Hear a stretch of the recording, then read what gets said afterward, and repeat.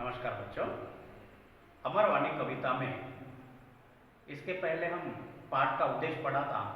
वहां पर एक शब्द आया है, दोहा बोलकर शब्द आया है।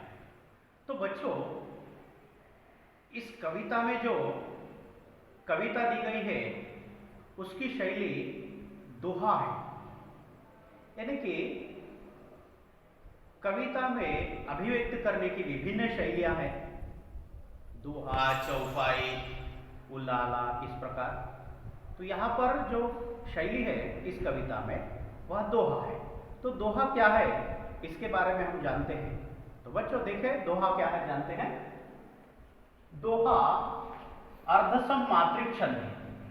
तो अर्धसम मात्रिक छंद क्यों कहा गया है देखते हैं।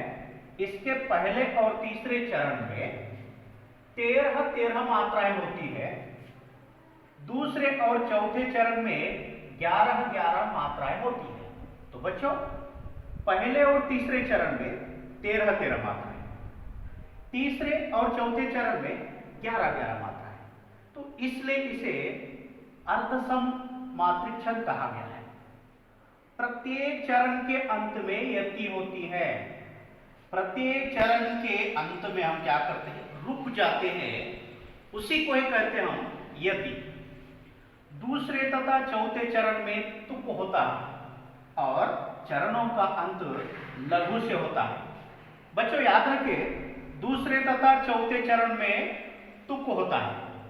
तुक का मतलब है, आप इस दोहे में देख सकते हैं, रहीमन धागा प्रेम का मत तोड़ो झटकाए, टूटे से फिर ना जुड़े गांठ परी जाए। यहां पर काय और जाय, देखिए झटकाए जाए यानी काय जाय, ये जो तुक होता है इसे कहते हैं तुक। और देखते हैं चरणों का अंत लघु से होता है।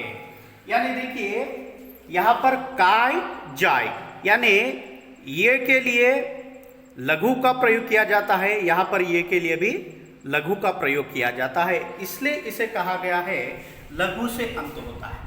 तो लघु कहां पर आता है, गुरु कहां पर आता है, या और आगे हम चर्चा करते जाते हैं, उसके बारे में सीखते हैं। तो बच्चों देखिए यहां पर क्या कहा गया है, यति, तुक और लघु, ये दोहे के बहुत अच्छे से नियम है। ये आपको याद रखने से आप आसानी से इनकी मात्राओं की गणना कैसे की जाती है या आसानी से जान सकते हैं। तो बच्चों, मात्राओं की गणना कैसे करते हैं या मात्रा क्या होती है, इसके बारे में हम अगले क्लास में जानते हैं। बच्चों धन्यवाद।